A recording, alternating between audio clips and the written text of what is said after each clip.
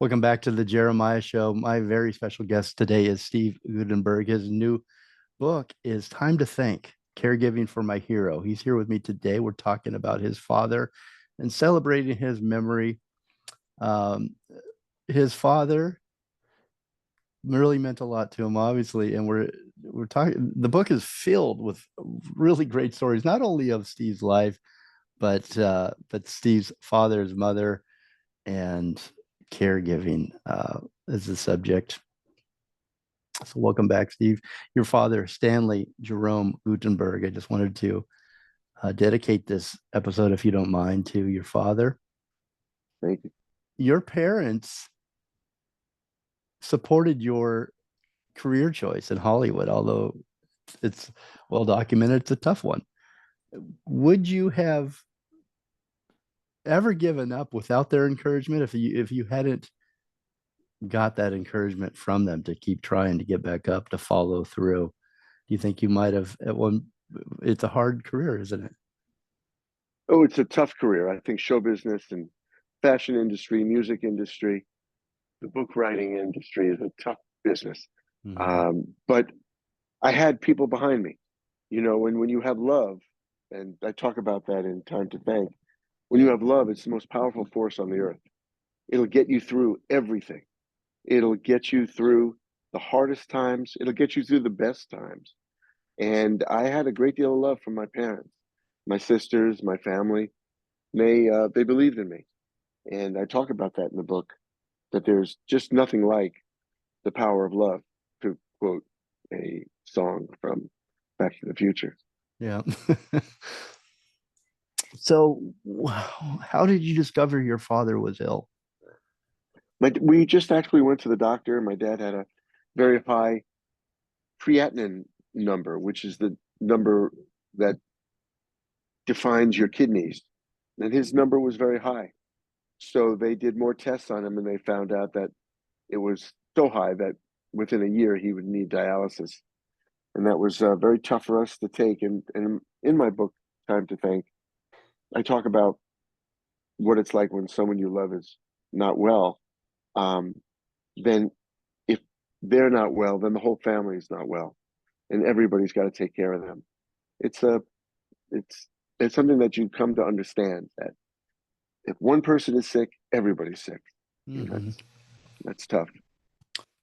And there's nothing worse than seeing your father in a hospital bed for the first time, is there? That No, realizing no, this person that's been this pillar for you and that has offered so much strength is now vulnerable and needs your help. yeah. It's striking to you and shocking Yeah, it is. when the person that is the toughest person that you know and the strongest person you know has some chinks in the armor. But you know, there's some funny things about it too. You're taking care of somebody, and you have to shower with them, and go, okay, Dad, we're gonna go to the beach today. We'll get in the shower and let's do it. Mm. And we laugh about helping him with his socks and helping him with his pajamas, and you try to find the humor in it, like you try to find the humor in every day. You gotta look at every day as a gift. And my dad was such a proponent of that every day is terrific and you should enjoy your life. My And dad at this really, time, really tried. mm, Steve, at this time, was he in Scottsdale and you were in Los Angeles? Yeah, he was in Scottsdale, Arizona, and I was actually in New York, and then I moved to Los Angeles to be closer to him and to make the drive and take care of him. And why did you decide to take care of him? You put everything on hold, I know. What? He's my father, and he was very sick, and he needed a lot of attention, and he was 87, 86, and he just didn't feel well, and he had trouble getting out of bed, and trouble with his blood pressure, and trouble with his digestion, and trouble with his walking. And I'm his only son. I had to be there.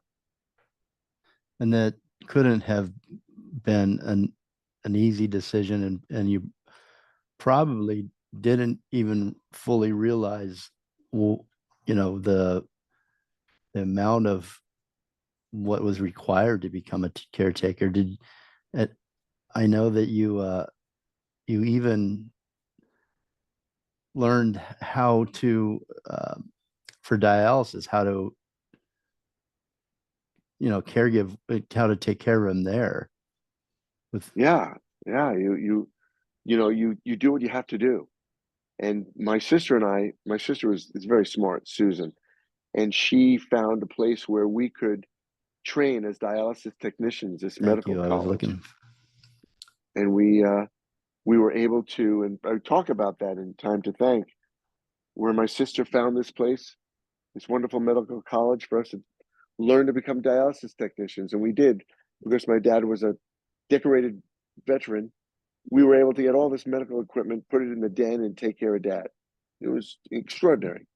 It's just fantastic, extraordinary. And you would drive out to Scottsdale from Los Angeles, Yeah, sometimes a few times a week, yeah, 400 miles.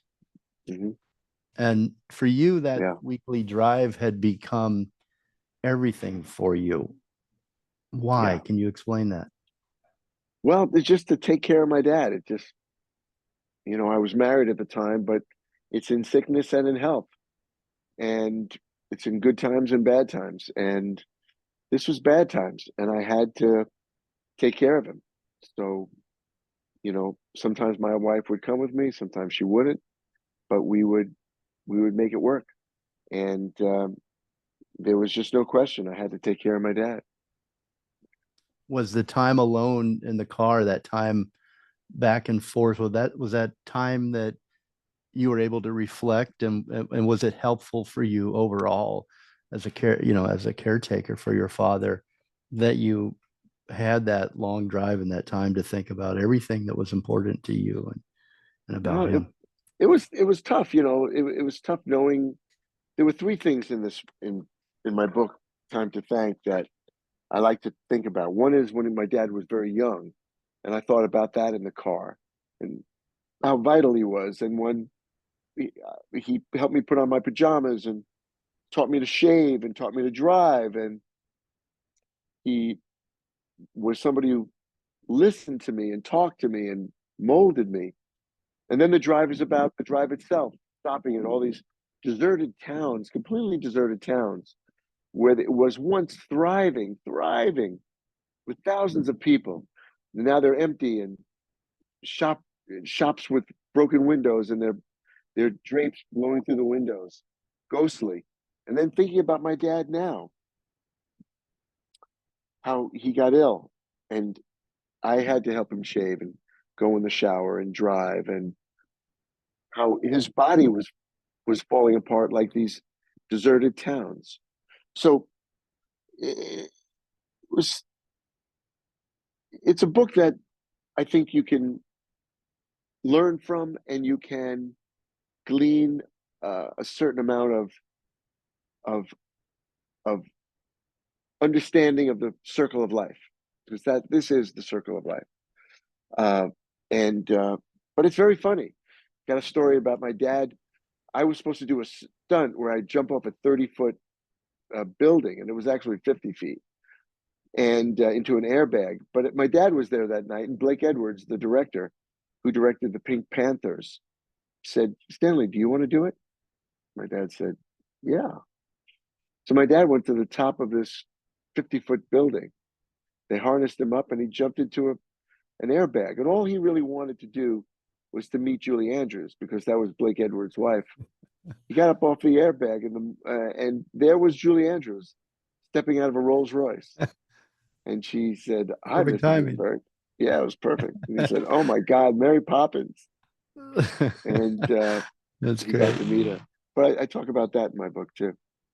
Well, the book is Time to Thank, Caregiving for My Hero by Steve Guttenberg. We're going to take another real quick break. We will be right back. You can get the copy now. And this is a perfect gift for Father's Day. or just to laugh, as Steve says, to hear some great, to read some great stories about his life with his family. Time to Thank Caregiving for My Hero by Steve Guttenberg, published by Post Hill Press and available everywhere, but you can get it on Amazon. And again, order it now and you get it by Father's Day. What a great gift for Father's Day. You can follow Steve on Instagram at Steve Guttenberg, and we'll be right back. Don't go anywhere.